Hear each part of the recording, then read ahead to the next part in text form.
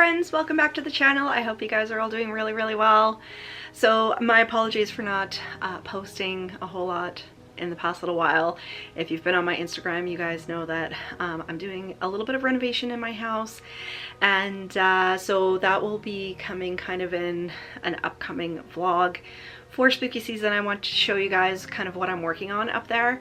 So book buying, Halloween, spooky events, all of that has kind of been on the down low lately. So yeah, I do have a book haul for you guys today. It is very small by my standards, but just a few things that I've picked up over the past couple of weeks from the thrift stores. So I was super excited about some of these, and I'm really excited to show you guys. So just a few housekeeping things. Like I said, we're working on renovation, so I will be showing you guys that. I need to do an updated library tour to show you guys what I've done with my shelves over the last little while. And obviously there's going to be some vlogs and everything coming up for spooky season. So I've gotten tons and tons of suggestions for videos from people over the last little while. So if you guys have anything specific that you would like to see for spooky season for me to do, I'm totally always open to suggestions.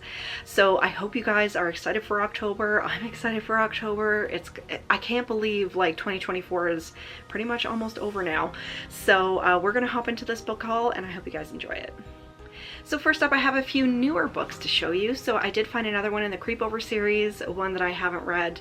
You guys know that I love these books. They're so super cute.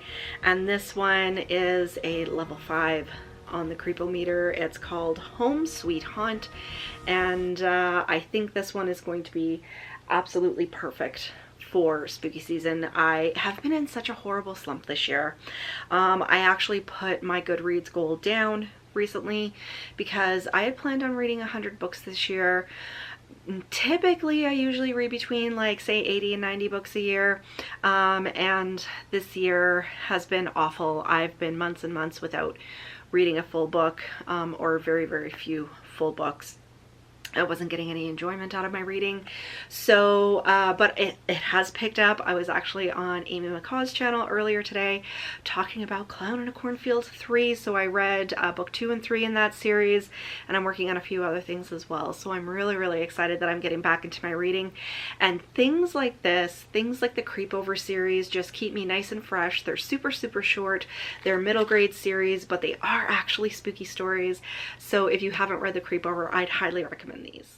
And I also picked up this one, again, not a vintage book. It's The Castle of Wolfenbach by Eliza Parsons, and this is a very gothic sounding book, with a woman that flees to an old castle, and very gothic feeling, and you know, the haunting noises and all of that sort of thing. So I thought this would be perfect, probably starting next year, to put into the Haunted Victorian Book Club, which we are back. We did take a hiatus for a few months. Obviously, if I'm not reading anything and I'm in a slump, there's no way that I'm going to read for my own book club. So that started up again in September, and if you like gothic sort of reads and things like this, definitely look into my book club. I'll have all the links left down below. So this is wonderfully gothic sounding. Like I said, it's not vintage at all, but I picked it up for the sake of, you know, $4 to throw into the Haunted Victorian Book Club. And this one was a super exciting find. I did find the second bind up in the Haunted Canada series. So my ghosty shelf is getting quite large. You guys know that I collect the Haunted Canada books, and there are, I believe there's 3 bind ups. So this is book number 2. I had book 1 and 3. So this was a perfect find when I was out a couple of weeks ago at the thrift store. So this is going to be going on the ghosty shelf, and I'm going to keep an eye out for more of the bind-ups, but I think there's just the 3. I haven't found a Haunted Canada book that I didn't have in a really long time, so I was super excited to find this one. And then I did find an Anne Rice hardcover. This is The Witching Hour out of the Mayfair Witches series. I did read this one when I was a kid, and it says this belonged to Shannon Daniels in 1991. She does have the year in there that she bought it or was gifted it.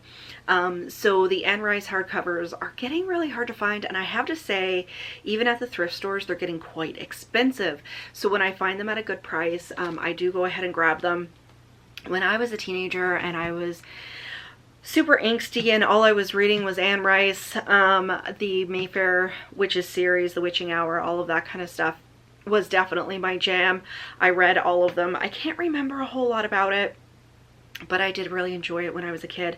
So between my Anne Rice hardcovers now and my Stephen King hardcovers that I have way up on the shelf up there, it's getting quite fast and I'm really excited about it. A couple of more exciting finds. I did find 2 out of the Charmed novelizations. So I do have a movie and show novelization shelf, and I didn't have any out of the Charmed series, which was one of my favorite series, of course, growing up in the 90s. So we have The Legacy of Merlin and Beware What You Wish, and both of these have the original 3 sisters on the front cover. I'm gonna have to check and see how big the novelizations are out of the Charm series, because I hadn't really looked into them yet, but these are in really good condition. Considering how old they are, I was really pleased with how good these were. There's no creases, the spines aren't cracked or anything. They look really good. So super excited to find these for my movie and show novelization shelf. I did find a Christopher Pike. So this is Weekend out of the Point Horror series, and I already own actually a hardcover of this, a trade size hardcover, and I already own the paperback as well, but my paperback has a huge crease in the cover, so I've already taken the sticker off, but I believe this one was like $1.79, so I figured to replace one in my collection that has a huge crease, I definitely went ahead and picked it up, and I'll either donate or sell or gift the other one to somebody who needs it. And yeah, so I was super excited to find a Point Horror in such good condition as well. Actually, I think it was on the same day and even on the same shelf that I found the Charmed books. And then I think I mentioned in a couple of videos back that my Sweet Valley collection, you know, it's really easy to find the Sweet Valley Twins and the regular Sweet Valley High books, but the senior year books are ones that I find a little bit more difficult to find. So I did find another one in the Sweet Valley senior year series. This is book number 22, So Not Me, and it was $1.99. So this one was also in really good condition. Oh, coupon. This one was also in really good condition, and I believe I found it in the same day as the other paperback. So I have a funny feeling that somebody offloaded some really great books out of their collection that was, you know, in that same sort of 90s sphere. So really excited to add this one to the seniors shelf, which is starting to get a little bit bigger now. So I think I had only found like one of them a while ago, and now it's like every time I'm going out I'm finding Sweet Valley seniors. So I mean, it's been great. And then of course it wouldn't be one of my book hauls without a cheesy romance. So this is out of the Keepsake series, Playing Games by Barbara Cummings. This is actually book number 22 out of this series as well, and look at that wonderful cheesy cover. Oh my goodness, I love the covers on these books, and my romance series is getting ridiculously big for someone who doesn't typically read anything to do with romance.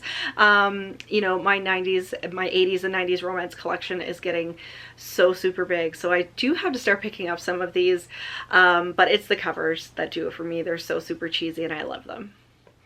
And next up I found an L.J. Smith. This is Huntress out of the Night World series.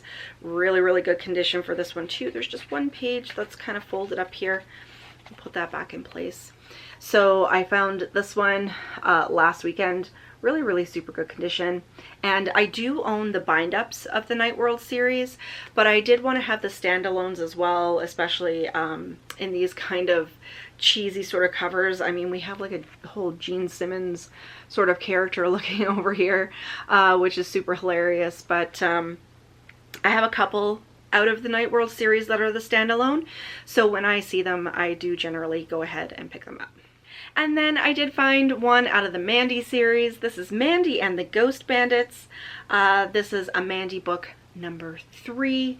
So I started to collect these a little while ago. I believe these are from the 80s. And I do find one every now and again, and this one is in super good condition as well. So do we have a year? 1984. 1984, wow. Lois Gladys Leopard is the author of this series. I'm not sure how big it is, but if I go out and I find a Mandy book that I don't already own, I generally go ahead and grab it. They're super, super short and they look really cute. I think one of these will actually be really super cute to pick up during spooky season. So if you've read the Mandy series, if you read it when you were growing up, let me know. And is this super nostalgic to you? And then last but not least, this is the most exciting book that I found in a while. When I was younger, say in my early 20s, I used to, so we have a channel here in Canada, it's called YTV, and it's kind of like our version of Nickelodeon. And there was a show that used to come on, and it was a paranormal show. It was called Ghost Tracks. And basically it was like young adult kids, like teenage kids, that would go into haunted places and do like investigations and stuff. And this was kind of a little bit before the ghost hunters and investigation crews and stuff started to like oversaturate the paranormal sphere. And I really enjoyed it. They went to a lot of super popular places in Canada that were haunted, and I watched it every week. It was one of my favorite shows. I had no idea that they had a book. So this is the Ghost Tracks book. And as soon as I saw it, I was like, oh my goodness. It's so super nostalgic to me. Like, it wasn't from when I was a kid. Like I said, it was out when I was in my early 20s. But, so it's just got like facts here, like haunting facts and stuff. And the book actually doesn't have to do with just Canadian haunted places, kind of like the show did. It says The Unreal World of Ghosts, Ghost Hunting, and the Paranormal by Chris Gudgeon. And so when I saw this, I definitely had to grab it for my collection, for my ghosty shelf. You know, so when you find stuff like this that you're really super excited about, and it's things that you love, it just means so much. So for the sake of $5, I went ahead and picked it up. It's super glossy, and I mean, there's probably not a whole lot in here that I don't already know, but it was just super nostalgic for me to find this. So that's it. I mean, super tiny haul. I painted my living room yesterday. I am so super sore. I'm not used to like manual sort of things like that.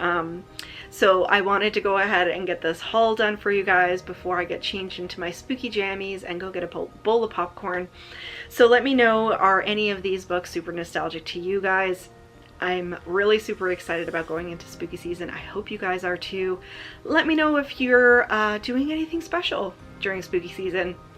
And of course, there's going to be all of the vlogs and the shenanigans and everything coming up on the channel. So I hope you guys enjoyed the haul. If you did, give me a thumbs up and leave me a question or comment down below, because you know I love chatting with you guys. But until next time, stay spooky, everybody. Bye.